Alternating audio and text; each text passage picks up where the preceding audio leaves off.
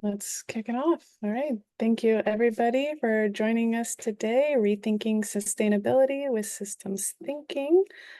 The purpose of today will be applying systems thinking to rethink sustainability, exploring the interconnected solutions for impactful, holistic change.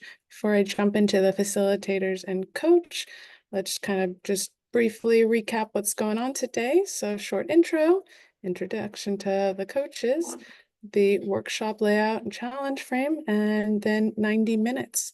We'll be here. It's very fast paced, high engagement, very excited. This is one of my favorite events. So happy to see everybody here. And the more you participate, the more we all get out of it. So feel free to unmute yourself, jump in as you see fit. I am Sarah Featherston. For those of you who don't know me, I work as a co-creation and happy to be here to support the team. Diliana, if you'd like to go next, I'll turn it over to you. Sure, thanks, Sarah. And hello, everyone. I'm Diliana. I also go by D. Very excited to be here, very curious to see what emerges from this session. I'm wearing several hats. Over the past 9 years, I've worked in nonprofit organizations approaching big global challenges. Some of them may be linked to sustainability, using different terms like circular economy, plastic pollution, nature conservation, global ocean threats, and approaching these with a lot of collaborative, creative collaborations. I have a degree in biology. That's my background is natural sciences, and I'm originally from Bulgaria. I grew up in Bulgaria in the 90s, which kind of gave me this deep questioning of how change happens in nature and society. And I've been carrying this throughout my academic explorations and professional journeys. So big questions just like this. I really love diving deep into that. I also wear a hat of incubating this environment hub with the Systems Innovation Network together with Kim. And this is a team that we would love to expand, and we're really curious to see if there's others in this group who might be interested to find out more and get more involved, specifically in the environment hub. So do reach out if that's of interest. And maybe we can go to Kim next. Yeah, sure. Hi, everyone. My name is Kim. Also very happy to be here today for this event on sustainability. So I am located in Oslo, Norway, and my background is basically from tech and consulting. I've done some sustainability work in a corporate setting with different kind of environment groups. But for the past few years, I have been running my own R&D lab where I've been doing research and project development around complex global challenges focused on environment, on water, and on food to sort of understand those challenges in sort of like from a systems perspective lens. And when it comes to sustainability, I think everybody's probably here because we sort of sense and understand that the demand for the sort of sustainability principles is just rising and rising. And the current way we are sort of dealing with it is just not near enough for the demand and what is coming. So we need to rethink. So I think this is going to be a very interesting session, and I'm very, very excited to sort of dive deep into this together with all of you and see what comes out of it. So yeah, looking forward. Thank you.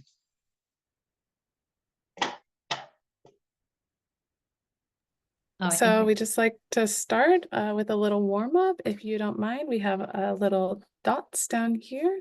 We'd just like to know where you're coming in from. So feel free to grab a dot and place it in your region to see where we're all sitting today.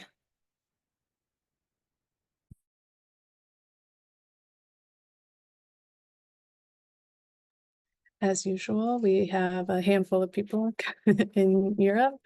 What's the farthest reach? Oh, one in South Africa, which is great. Representing, well, somebody from the United States. I'm wondering what's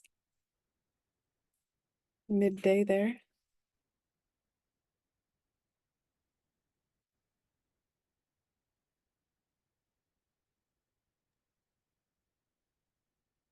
All right, well, thank you so much for sharing.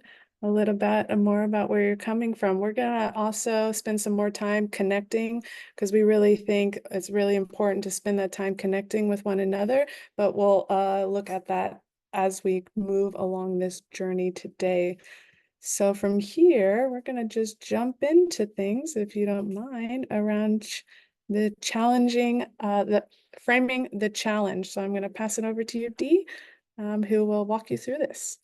Thanks, Sarah. I had originally started writing the challenge frame, and I obviously have quite a lot of thoughts around what sustainability is, how I approached that in my career journey, and why does it need rethinking. But I thought for this, we can actually embrace the co-creation mindset from the start, and I would really love to honor the wisdom and the experience in this room. So I would encourage you to go ahead and look at the post-its and share with us the key associations that come up with you when you think about sustainability. What does it mean to you in your sphere of work, in your research, in your current space? What is sustainability? I think we'll take probably 5-10 minutes, Sarah, to kind of go through the three key areas. So we have, what is sustainability? Why does it need rethinking?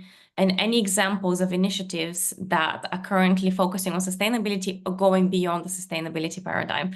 So we'll do a bit of co-creation, and then I'll surface some of the key trends that are emerging in the post-its. Thank you so much for sharing this. And hopefully that also gives us a good sense of why people are here, what brought you to this event, why did it sound exciting?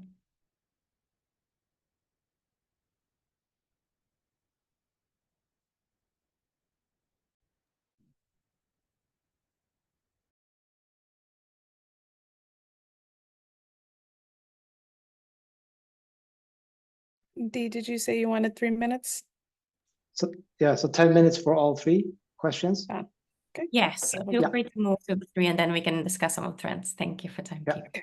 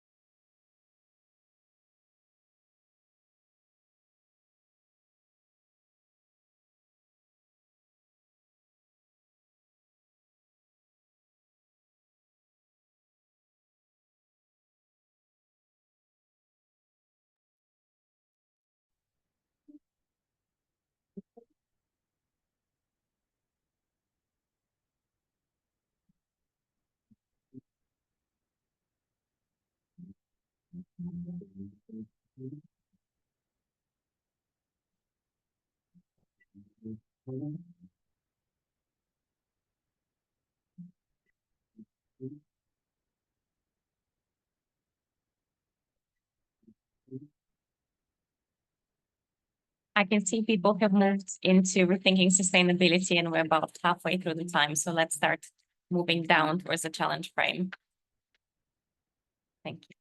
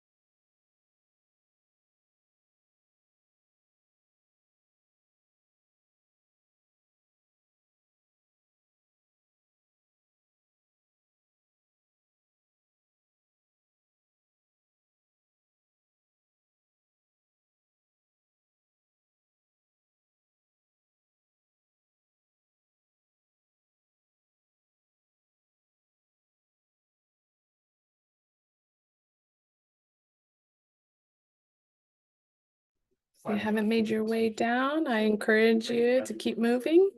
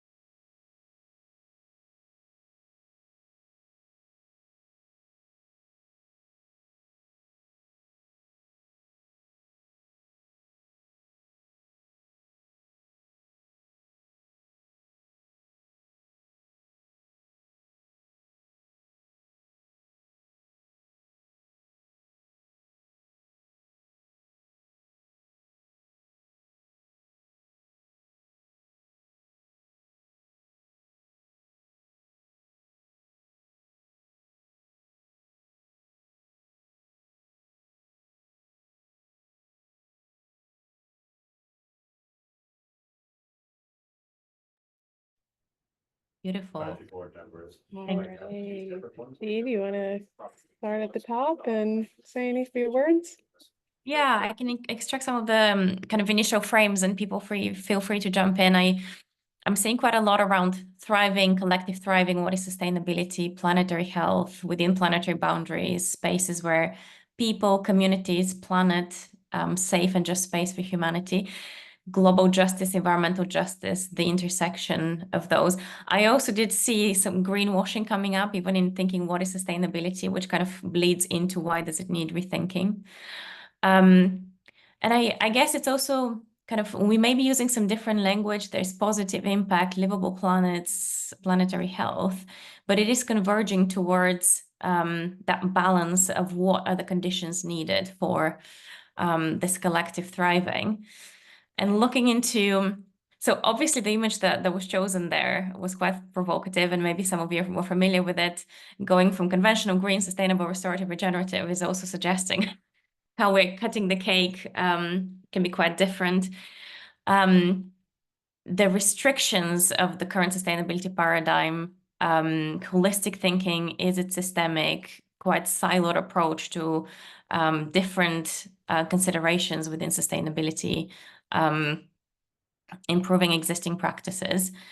And the examples, one of my favorite ones that has been very close to me is like whenever I consider the wicked challenge of governance for plastics and preventing plastic pollution and ocean cleanup, that can be considered the sustainability intervention comes up as what is the current paradigm, all the way through what could be emerging new innovations, new paradigm beyond sustainability.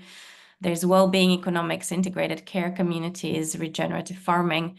And I saw that rewilding Europe moved between current paradigm and future paradigm, so there could be tensions there in interpretations. These are some of the things that really stood out to me, and I'm very, very grateful for this collective defining of what the problem is and what brought people here. I'm going to look to my fellow coaches and facilitators if you want to highlight a few other things, or anyone who wants to give a bit more flavor or coloring to the reasons why they put some of their post-its. It would be great to add a bit more flavor here.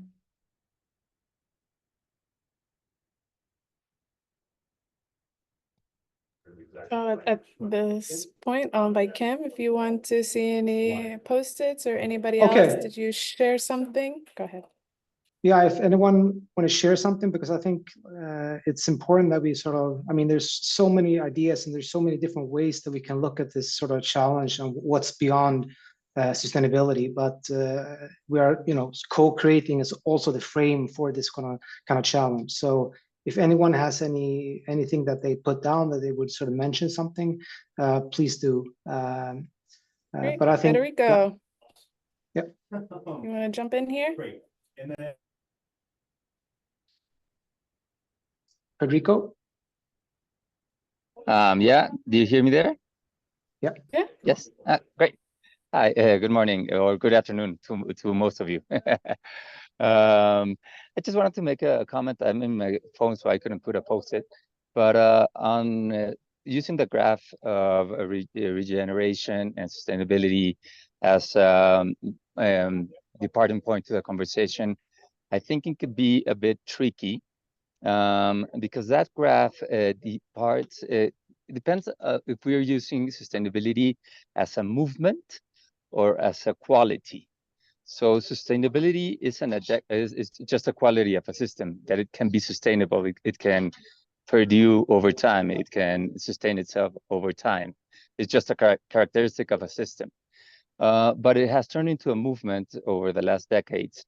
And that movement, one of the ways to understand it is that it's a balance between the economic, social, and environmental way of doing things. And that's not a very sophisticated understanding of sustainability. So this graph is, we've worked quite a bit with this graph within our university, and it can be a bit misleading. I could invite you to read the original article that was published with this graph. It was in 2006 by Bill Reed. And within his very short article and very interesting, he actually gives three different definitions for sustainability within that article that has this graph. And this graph has become very, very popular in the environmental movement.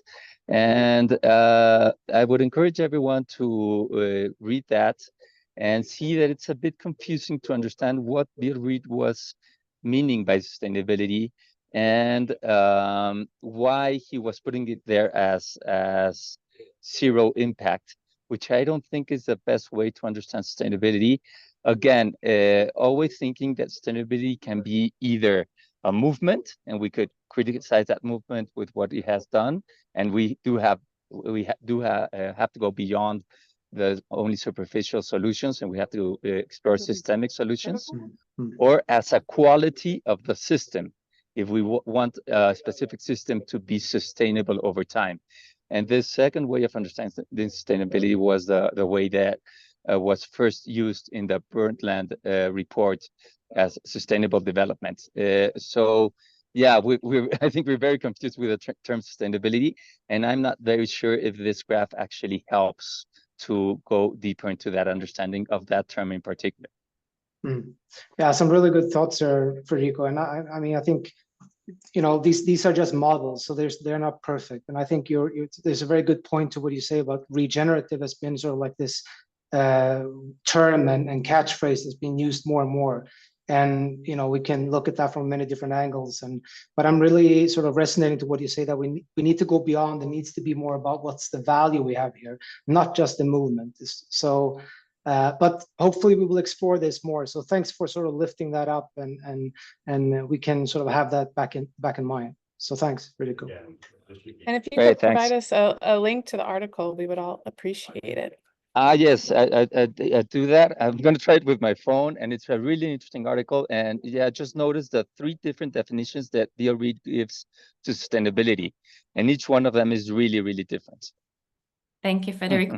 From my perspective, also to say, as I said, this was a provoking choice to add that graph. And, you know, this could absolutely mean, I think it really illustrates the starting point for the conversation and how many considerations we can bring without the deeper context of it. And actually what we're then bringing from the cards around systems thinking theory that we're going to use now to collectively rethink that is exactly, it's a great conversation opener to go deeper into this and not be stuck with like, here's like 5 words that we can interpret in many different ways. And a movement and a paradigm are probably the words that come to me when I think about the sustainability in the context we need to rethink it. Is what is the paradigm we want to move towards, given that sustainability can mean so many different things to so many different people, and the way we interpret that in the context of these controversial graphs that we're starting to see everywhere is absolutely the crux of the why for the session. So thank you so much for bringing that. So to continue the conversation, should we continue to move forward? Once we've got that developed, yeah, let's do it. We can start. All right, so here we are. How might we rethink sustainability with systems thinking? And so I guess I'll pass it over to you, Kim or Dee, to kind of take us on this journey. You want to go, Dee, or? Go for it, Kim. Go for it. Yeah, sure. So yeah, we're going to start. If someone is talking, and please mute yourself. But yes, so now we're going to start. We're going to have 4 different sessions. Probably we're going to see a little bit of how we are on time, but we're going to go through this sort of how do we rethink sustainability, and we're going to go through different systems thinking lenses. And sort of we're going to start here at that session 1. We're going to have around 15 minutes for where everybody can bring ideas, and we're going to, in those 15 minutes, we're going to look through these 4 different lenses, and we have, or 5 they are, and for each of them we have a challenge question to sort of guide us in sort of how to sort of what kind of ideas we're going to have around this. And so for the first one here, which is A, we're going to start with holism, which is basically looking how can we, so the question is, how might we apply a holistic approach to rethinking sustainability? So how do we actually take, you know, understanding that there's multiple perspectives we can look at, and there's so many different components to sustainability, but how can we sort of merge them and take the broader lens on it? And then we're going to move on to this question here. How can understanding or reflexivity shape how we might think about sustainability. And this also is reflexive kind of thinking about really understand that there are different perspectives, and we have our own individual perspective, but there's always different kind of perspectives. And so to be able to sort of take on, a theory of mind, thinking about others' perspectives as well as ourselves in terms of what is sustainability, what does it mean? So that's I think it's a powerful question there. And then we move on to the synthesis lens, which basically how might we apply synthetic thinking to shift the sustainability paradigm. And here again also comes in sort of the difference between analytical thinking and synthetic thinking. And we need to sort of like shift this paradigm where we are not so linear or reductionist, and really thinking about the whole and how we can synthesize the different components. So this can be an interesting thing. So a lot of good ideas can emerge from that. And then we move on to the D cluster here, which is the dimensionality. And how might we move beyond reductionism and embrace multidimensionality in rethinking sustainability? So it's a little bit close to that one. Again, a synthesis. And really trying to sort of take these different dimensions and bring them forth. And we have a diverse group here today for different parts of the world. So please bring your sort of dimension or your perspective towards that. And these things, and this one is also closely related to the different perspectives. How can we better work with an understanding of multiple perspectives in shifting the sustainability paradigm? Again, there's different perspectives there. And the dimensionality is also thinking about the different dimensions. It could be the scale of time. It could be the different levels, the individual level or up to the macro global level. So I think, and if you have any questions, just put them in the chat, but we're going to start with 15 minutes. And then we're going to have about 10 minutes for discussion where we invite you to sort of elaborate further on your ideas and your thinkings. So if anyone have any questions before we start, please raise your hand. If not, I think we could start. Does anyone have any questions?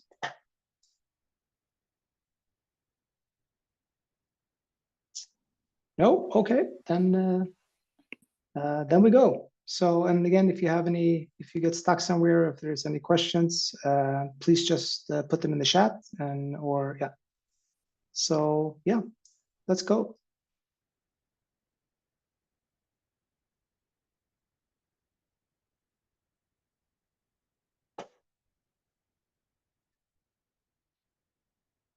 I think there is, do we have some music for this one, Sarah? I think this is a mute one.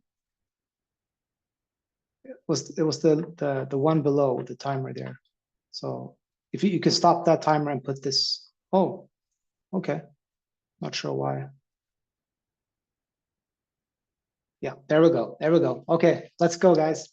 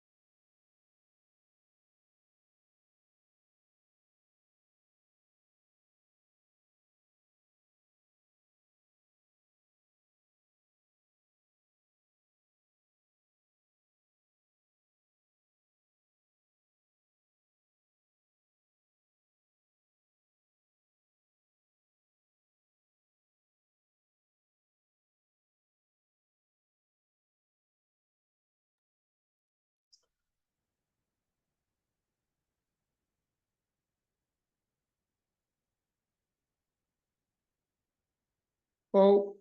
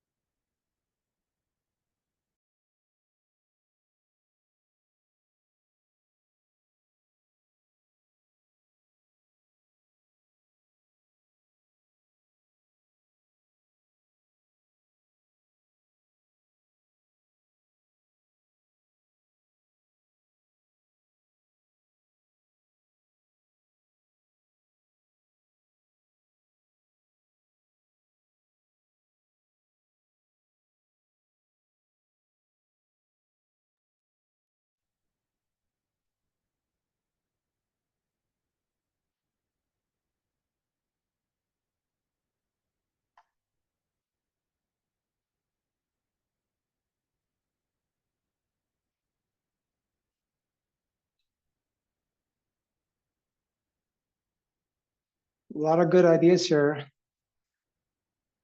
So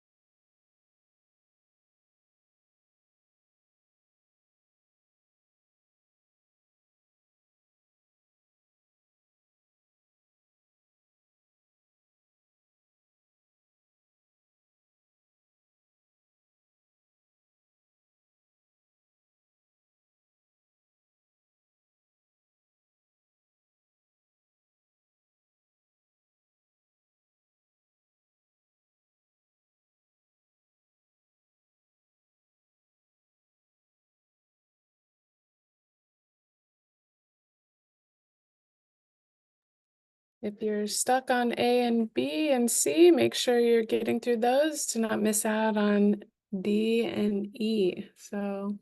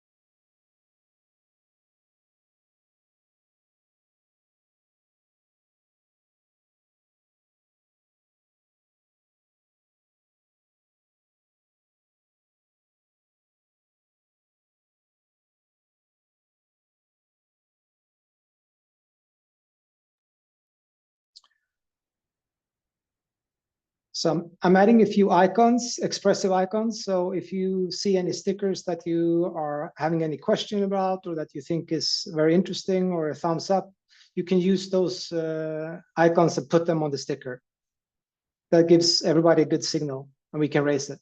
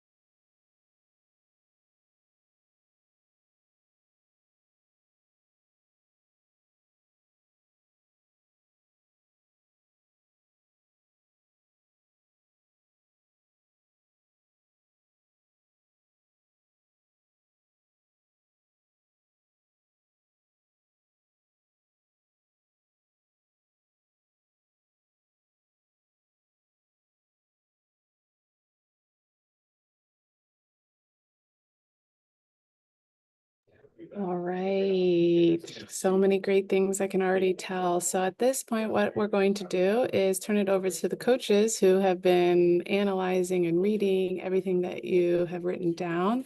So we will highlight a few things before moving forward. So I don't know who, Kim, you're blue, and Dee, you're orange, who would like to get started.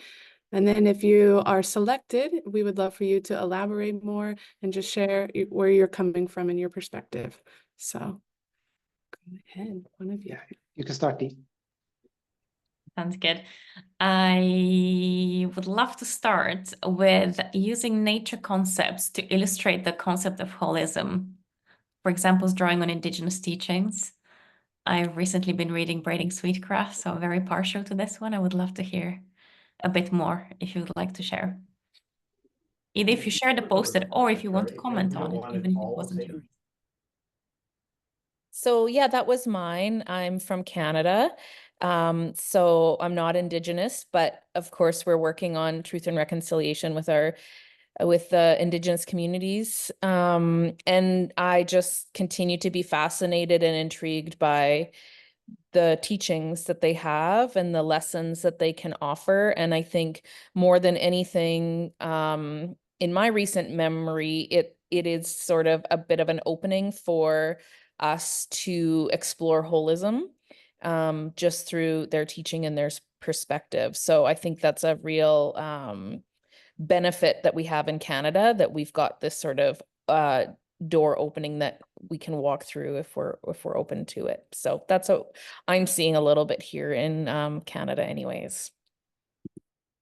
Thank you very much for sharing. I do remember having some sessions with partners in Canada, and the way they would open the meetings, and these were still virtual meetings, were acknowledging the land rights based on where they were based in Canada. And I found that so beautiful and so touching. Maybe I'll do one more, Kim, that felt a little bit related, and it's actually, Sure. it was in perspectives. And there were two around asking who is not here and who should be included.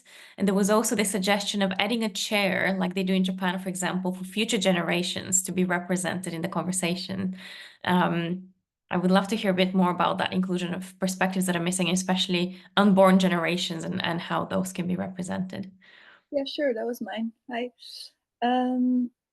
I know this only from the book How to Be a Good Ancestor, and he goes across ways to do more ancestral thinking. So there's also some cultures, indigenous cultures, that use the 7 generations ahead and in the past. And he gives example of how different people use that in variations of ways. So he describes how to have the voice at the table, it helps to have a representation. I think the Parliament of Things also talks about this, having someone present and actually embodying that generation in the room to make sure that the perspective is not left out. And the other one was also mine. I think that's something we tried to do at sessions to make sure that we don't forget people, or at least bring them on board in next meetings, if possible. Brilliant. Thank you so much for sharing. We actually did a little bit of that in the Systems Innovation Conference in London on Saturday. There was this fishbowl conversation exercise, and it was a chair that was left empty to represent unborn generations. And I would also encourage you, we can put that either in the chat or in a post-it, but I think that's a really good reference, How to Be a Good Ancestor. I believe you mentioned this book, and I'm currently calling from Wales. I recently relocated here, and there's the Future Generations Act here in Wales that talks a lot about what does it mean to be a good ancestor and how do we facilitate that in governance. I really love that. Any other perspectives on inspiration from Indigenous teachings, future generations? Feel free to come in now, and then I'll go to Kim, I think.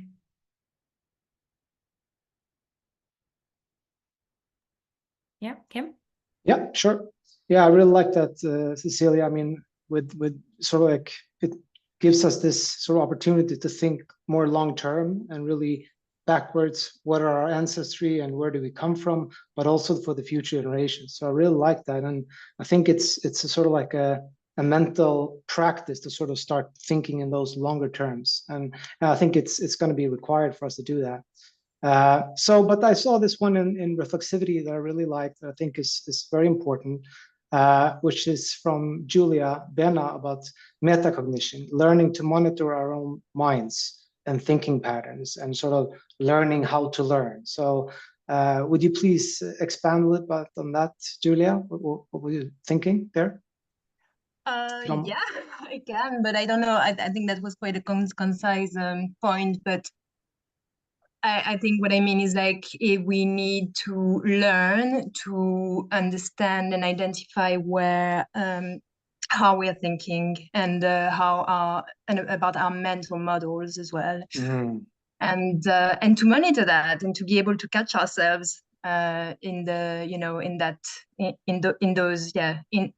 in those models, or and that touches as well to anything like biases and things like that, and being able to identify them is actually a skill that I think should be developed. Yeah, it's very good, Julia, and I think I totally agree. I mean, this is a skill that we need to sort of get into the school system from very early age to sort of understand that we can think broader and in a larger sort of scope and from different levels. So thank you for bringing that out. I had another one I saw down, I think it was up here at the synthesis. It's about combining elements to project ourselves in a hypothetical vision of the future. I thought that was kind of interesting. So whoever wrote that, would you be willing to sort of share your thoughts around that? Hi. Yeah. Hi, Maud. Hello. Yeah, actually, I didn't see that it was signed by Ideas for Change. It's the company in which I work, and it's a bit like the kind of work we try to do. It's like to decompose the elements that already exist and that have potential in the future, and try to see how they can impact a future and create like a future that we want to be in it.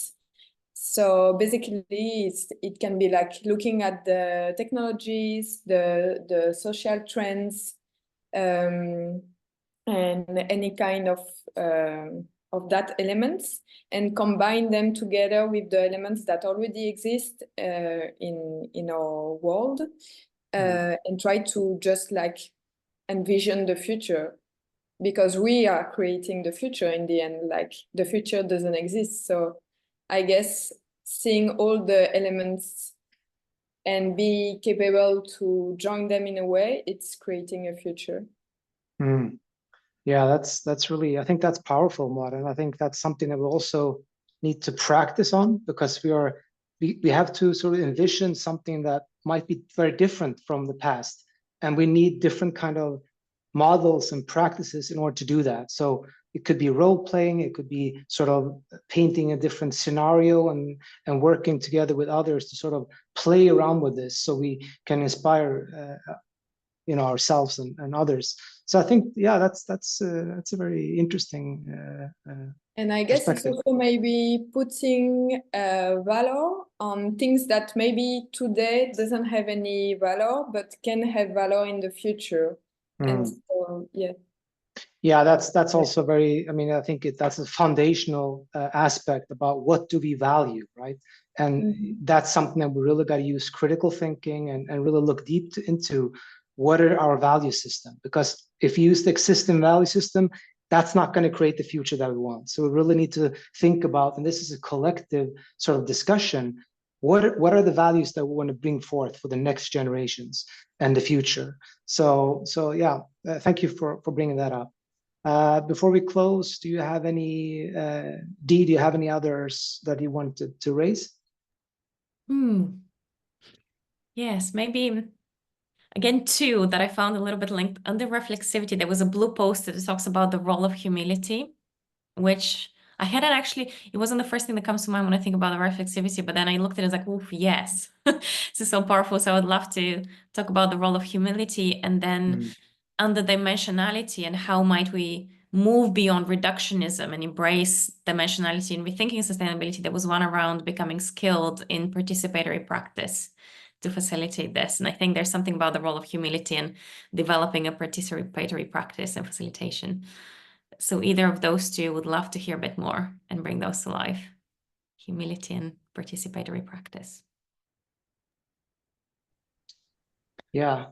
I wrote the one on humility. So it's essentially, you know, we all think we know something, we all think we have facts, we all think we're right, and we of course we're at the point where we allow other opinions, etc. But ultimately it's this deep realization that every perception that we have of the world is subjective, because we are just one person, one voice. And I had a colleague in my current job who explained this a little bit, and he said, well, it's almost like realizing there is no 100% realistic view of the world. It's almost like layers of a Swiss cheese. We all are just one slice with lots of holes in it. And you can get to a somehow truer picture if you put lots of slices together. There's less light shining through and less, holes. But it's really important to just realize, even if we think we have the facts, there's so much more. I love that. I love that. And yeah, the way I linked it as well to that facilitation and that participatory practice, I feel like some of the most effective and inspiring facilitators that bring out the deep, rich perspectives that are very multidimensional, bring this huge role modeling of humility and recognizing that. I'm conscious of time. We can probably move on. I know we haven't gone through all of the ones we highlighted, but I also want to give the chance to brainstorm on other topics, Sarah. Yeah, great. So we'll move over now that none of us will be able to look at Swiss cheese the same again. Thank you for that. So over here, I'm not gonna, just for the time's sake, we're gonna just jump in. But again, just as Kim mentioned, if you want to start here with this question, how might we embrace emergence to rethink sustainability? And as you ponder that and add some thoughts, you'll transition to B, to C, and then down here to D, and then to E again. So I want to open the space for any questions around this, looking away from linearity into emergent practices. So this one is super fun and exciting. So if there aren't any questions, we're just gonna jump in with some more beats. All right, let's get started.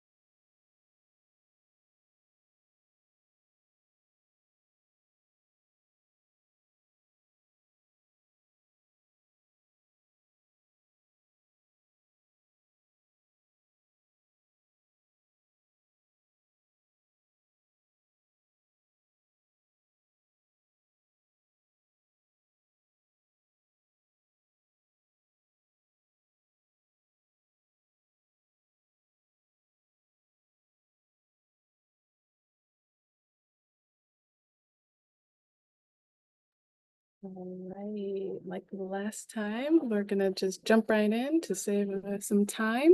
I don't know, Dee or Kim, who would like to get started? What interesting things did you note? Yeah, I can start. It was a lot of really good ideas, and it was a little bit difficult to sort of choose between all of them. So, but a few that I thought here was a little bit that stood out in the emergence section. I really like this one, and I'm a little bit curious to learn more about it. But experimenting boldly and observing widely. I think that is actually critical, because we need to actually try different things, and we need to do it boldly if we're going to have a chance. If do anyone want to elaborate on that? I don't know who wrote it, but please do if you can. That would be me. Yeah, Kimmo, hi. Hi. Yeah, I was rather childishly thinking that about this mentality that let's try this and see what happens. But it might be that with systemic changes, the time span is so long that we don't have the luxury of waiting all the time to see the things to happen. But that might be some possibility.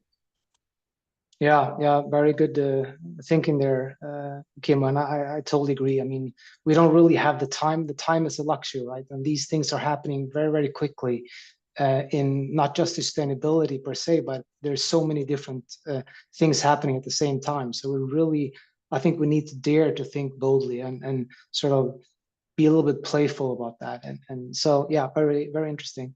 I think for the non-linearity, so I can just go through mine and then you can go through yours, Dee. But this was something as well in terms of non-linearity and how change actually happens, not in a linear way that we think. And I like this one. Sometimes we reduce our relationships with other people to simple, direct connections. And I think it's sort of profound if at least if I think about it, because we think of our relations sort of in a limited way. There's so much more things happening with all our different kinds of relationships, and if we can see the potential in that, I think it's powerful. So would you like to elaborate on that? Who wrote that? Who that was? That was me, but I think you've elaborated on it nicely already. Yeah, but I was sorry. also thinking in terms of we've had this concept of thinking about ancestry, not just sort of the past, but also the future. So I think, that also kind of comes into it. Sometimes we think more in terms of our physical relationships rather than sometimes, those that aren't necessarily directly influenced by us, but might have second or third order effects, whether in other parts of the world or in the future. Yeah, that's true. That's a good point as well. I mean, it's not just our relationships with the people we know or the entities that we are sort of having an experience in. It's just like, from our relationship with past and future past events and other things happening around the world. Yeah, that's very interesting. I think we could have like a separate event just on that one. So, but I'll leave it over to you, Dee, for some of your points. Sounds good. Yeah, let's start with the integrative levels. And I think both you and I, Kim, we put some post-its on the system transitions are firstly transitions in ourselves. To me, it reminds me of the inner development goals and that concept of inner development that is needed to complement the sustainable development goals and actually to address the gap we're seeing in why we're not progressing as fast as we need to in sustainability development goals. So yes, anyone want to elaborate on inner transitions? I don't really have much to add to it, but it's what you're saying. I think that unless we change ourselves, we can't get things changed. And I also added the one next to it, like there was this podcast that I loved that was called How to Save a Planet. But every time they would end on this positive note of like, if we could only change policy, it's all better. And I work in policy now, and I see like, unless the people intrinsically feel like this needs to be done, the policy will not change. So, I think it brings it back to ourselves having to be different for things to change. Thank you for sharing that. I might put in the chat later. There is the in the development goals have a survey that if you complete it, there's free tickets this year for the online summit on inner development, and they're creating this global overview of what are the key inner characteristics for driving big systemic shifts in the context of sustainability and beyond that paradigm. Staying with the integrative levels, I've recently been diving a lot into fractals. I would love to hear if the person who wrote the big yellow posters on sustainability is a fractal, thinking about personal, interpersonal, community level, country, global. It's probably spiraling out of this inner dimension. Anything to elaborate on that? So my concept of fractals comes from deep democracy. So I did a lot of work years ago in deep democracy. And so this concept of fractals where energies sort of connect across interpersonal, interpersonal communities, whatever, these like energies are sort of flowing all the time. So if you can shift the energy at one of those levels, it has an impact on all the other levels. So, you know, I think more now about like the smaller choices I make, not just being smaller choices for me, but being smaller choices for then my family, my community, my province, my whatever. So just thinking again about that interconnectedness and how if you kind of, you know, poke at one aspect, it'll ripple to others. Beautifully put. I really love that. I think it came up, I think when I started diving into fractals, it was the book Emergent Strategy, the author Adrienne Marie Brown. She came on the On Being podcast. That's another resource I can try to dig out, talking about the idea of fractals and also in the context of democracy. And I think she was doing some research thinking about we can change completely national governance and democracy, but if we're not practicing democracy in our household, in our neighborhoods, and they did these surveys of how many people actually practice democracy when we choose where we go on holiday with the family or how we govern our street waste collection. And I found that really fascinating. My favorite thinking around fractals is like if you're hearing conversations in an organization, you'll probably be hearing the same conversation or the same issue at every single level. Like you can pick up one sort of area of the organization and listen to them, and you'll know what's happening at every level of the organization. And so as I pay more attention to that, it's really true. Amazing. Beautiful. Thank you, Kyla. Maybe we can go into a little bit into self-organization. Conscious of time again. I'm curious, I'm very curious. There's one teal posted with a big heart next to it around positive versus undesirable self-organizing, how to guide without control.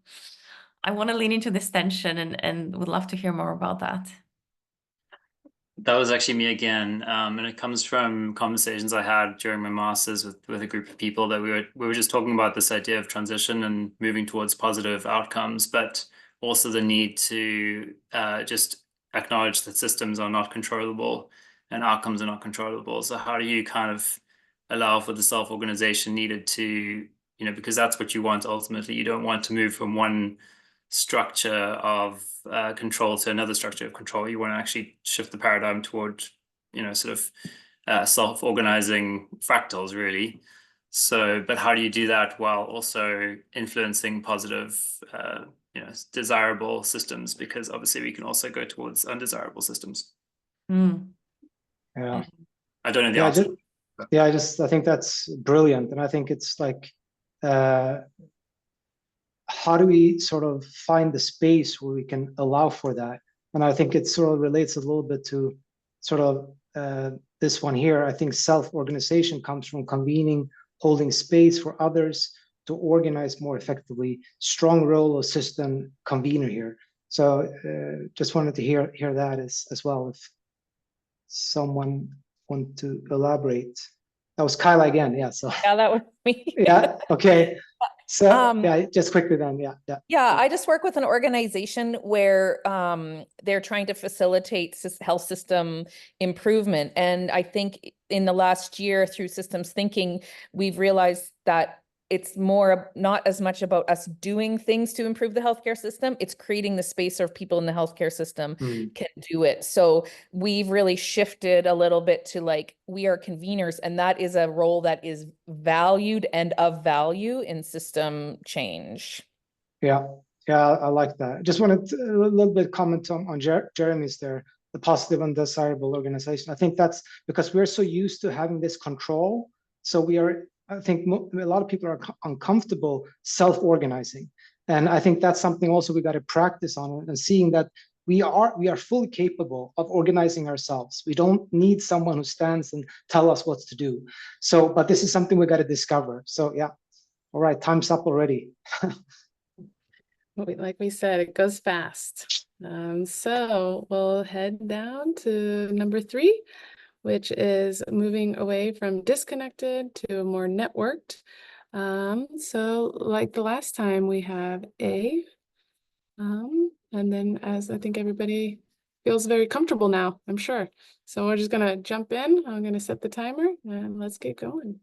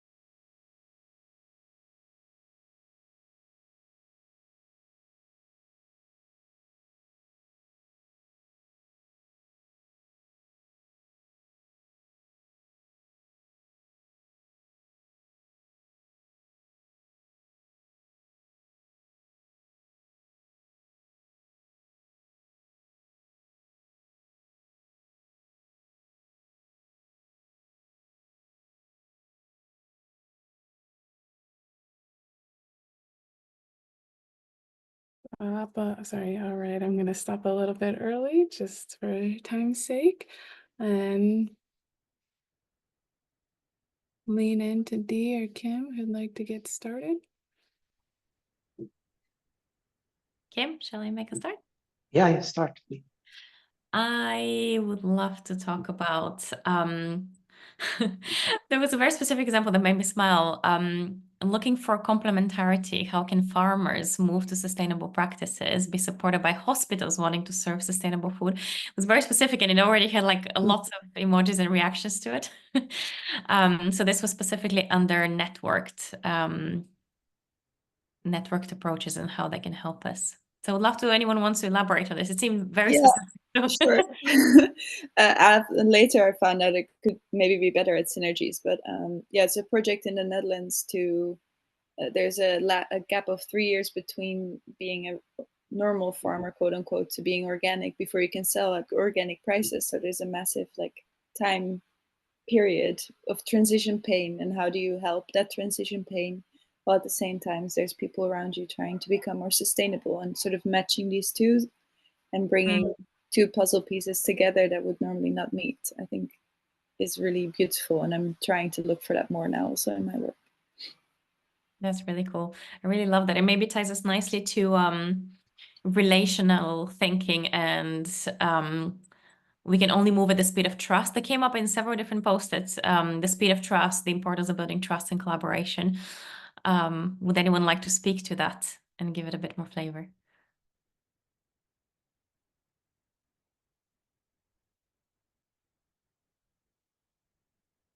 Yeah, I was the one that wrote that. I believe this was I forget the original. I think it may have been Sean or Stephen Covey, the same person that wrote 7 Habits. I think yeah, the relational thinking aspect I think is often undermined compared to other forms of systems thinking, such as the political competitive theory or more technocratic views, but we forget that people are always behind this. And oftentimes, if something is sustainable or not, specifically when talking about initiatives, it really depends on the trust between people and how much they're able to sustain it. So really, like trust holds it all together and it makes a system more resilient. Beautiful. Yeah, it reminds me, I facilitated a session just a few days ago on pre-competitive collaboration and shifting dynamics in groups from competitors to collaborators in the context of systems change. And obviously trust is such a massive one. But it's also the trust of the speed at which we feel we may be able to do things if we only incentivize competition versus the incredible power and collective power that gets unleashed when you actually build that trust and facilitate and really nourish collaboration that is very deep and can generate all of these, beautiful relationships with hospitals and farmers, for example. Kim, would you like to highlight a few of yours? Yeah, sure. I just want to follow up a little bit on that, Janice, because I think it's really key. I mean, and you said a little bit, Dee, as well. There's so much. We have a society that is structured around competition, starting from the school years, competing with grades, up to the sort of work level and with our neighbors. We're competing everywhere. There's nothing wrong with competition, but we just do it on a large scale. And I think that's really, when we have a society structured around competition, it's really hard to build trust, right? Because we're creating these polarity enemies. So I think that's very, very important. We need to do something about that. So I found someone here at the interdependence, which I think was really interesting, which I think is also something that we need to do. Allow us to ask, what is the conversation we could be having right now with the people in the room at this moment? I think this is key because change comes from discussions. First, we need to talk about what we're going to do, what's wrong, etc. And I think we can do consciously deciding that. So would anyone like to elaborate on that? Because I think it's fascinating. There's just a visitor there. So anyone who wrote that? Yeah, I was also the one that wrote this as well. Yeah, right, good. Yeah, and this is all, by the way, inspired by the book I'm reading from Adrienne Marie Brown. And yeah, so I was really thinking that kind of as a facilitator, what is the conversation that everyone could be having in a particular space in this particular time with the certain people in the room, recognizing that people share relationships, there's potential relationships to be built, potential collaborations and ideas.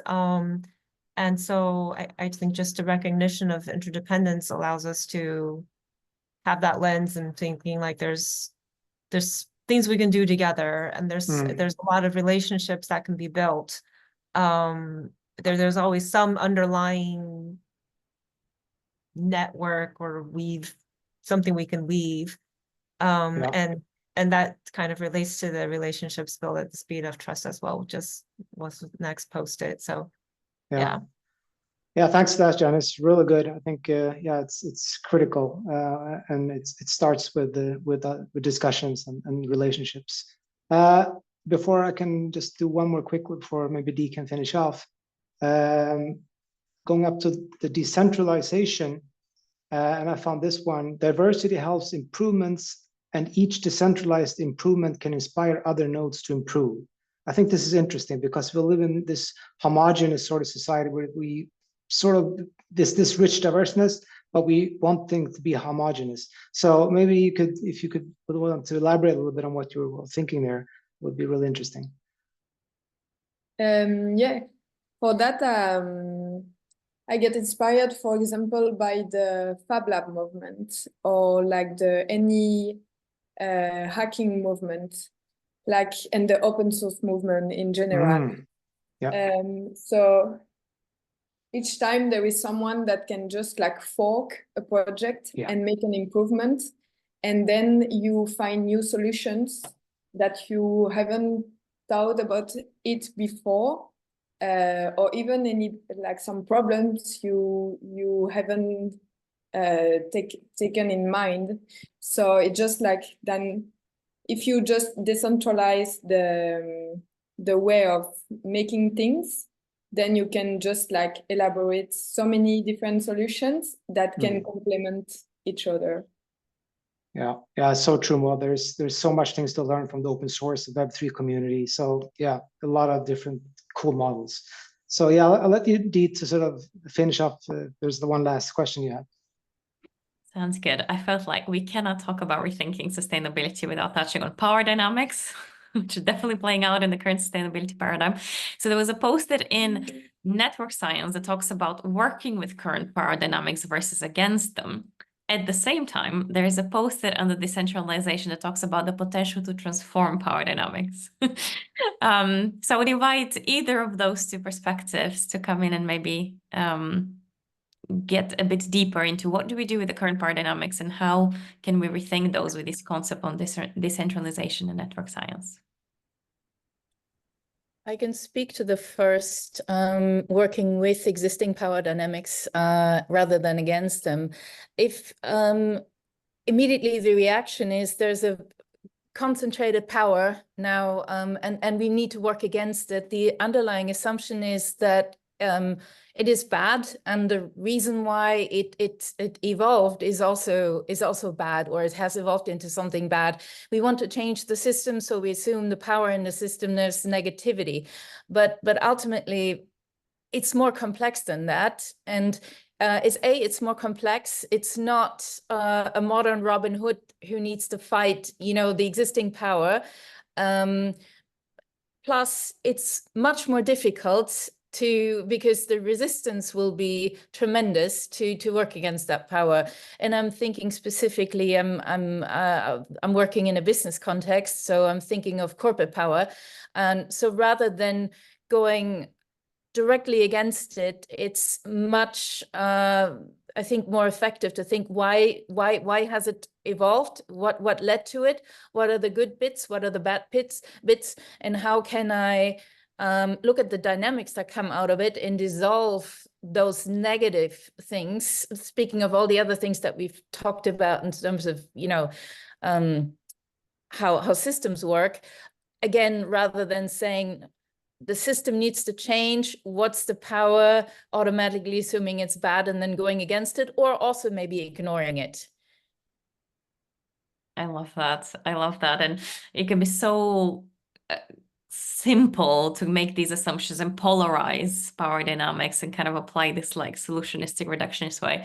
So this was a really, beautiful way to kind of get into the depth of the root causes and how we work and dance with the complexity of the power dynamics, and rather than black and whiteness of like we go against them when we work with them. Any final words on transforming power dynamics? That there was a post-it in decentralization on the potential to transform power dynamics.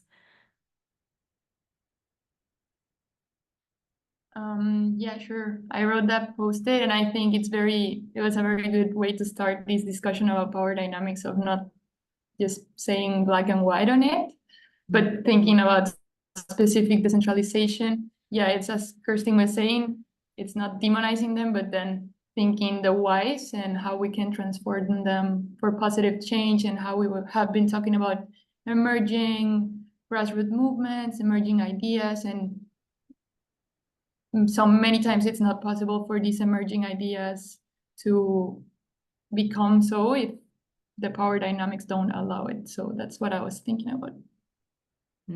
Adding some emergence there, and yes, maybe shifting of power, what happens when collective action comes together, grassroots movement. So I think Kirsten used the word dissolving, emerging, decentralizing, shifting, grassroots. That's probably a really good way to start wrapping up. I'm so conscious of time, Sarah. It's been 2 hours, some of us in the evening. So yeah, what would be the best way? Maybe do a bit of feedback on the session and start wrapping up.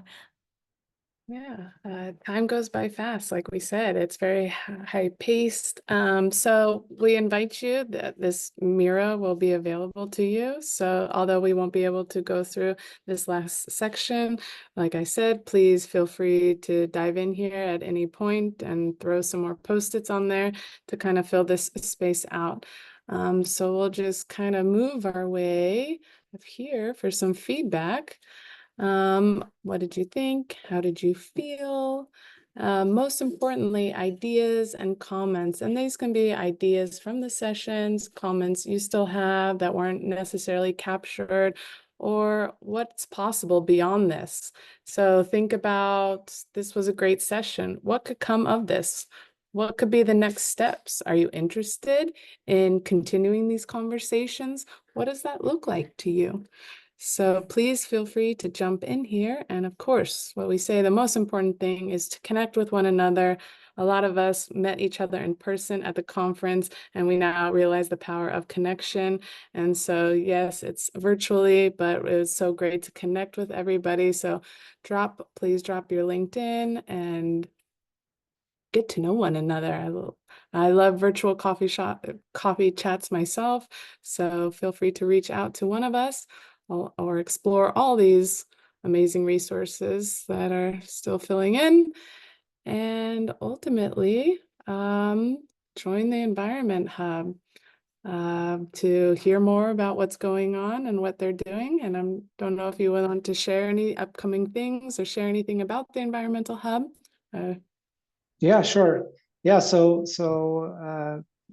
please, if you're not already, join the hub. And then also, like Dee mentioned in the beginning, we are sort of expanding the Environment Hub team. So if you want to be part of that and shaping sort of the future, please reach out to any of us about that. But then also we added a few other things here for the further exploration. So if you want, you can take the Rethinking Sustainability quiz. So it's a quiz sort of based on what we went through today. And this is something that we want to, if you have any feedback on these kind of things, please provide it, because this will shape future events. So, and also there are, a lot of courses on the SI platform. So, and I personally have had so much value and learnings from it. So here is one course, but you can also explore the whole catalog. It's amazing things there. And also, like we said before, the event board will be live. It will be ongoing. So you can feel free to contribute to it with any resources or any material at any time. So if you want, you can just bookmark it. But this link will be live throughout. So yeah, that was basically it for the further exploration. So yeah. And before we go, I just want to give a special thanks to the Environmental Hub, both Dee and Kim, for such a wonderful job. I know firsthand how much time and energy it goes to building something like this out. So big round of applause to them. And of course, the participants. It's so great to have everybody participating and engaging. It really makes it such an enriching experience. So thanks to all of you for joining this wonderful event, and stay tuned for more things to come. And feel free to unmute yourself, share if you need to go. We can kind of, wrap up.